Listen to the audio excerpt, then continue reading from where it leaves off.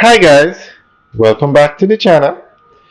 Today we are out in Morant Bay. This is the Morant Bay Urban Center. Now we are giving you a tour of the new Morant Bay Courthouse.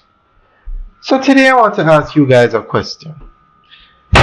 Do you think the Morant Bay, this urban center should have been built in a more populated area like Kingston, Portmore, or even the North Coast? Now look at this courthouse. This is possibly the nicest courthouse in Jamaica. When you look at this building, you would think you're in a first world country.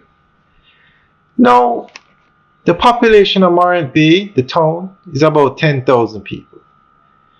The population of St. Thomas is 95,000 people, the entire parish.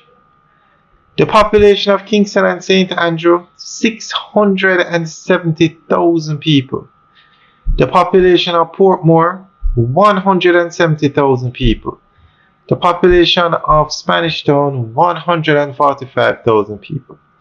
So a building like this, would it not have made sense to build such infrastructure in a more populated area, where more people would have access to it and the courthouse could serve a larger population? So guys, let us know what you think. Leave your comments in the section below. Alright guys, enjoy the rest of the tour. Have a good day.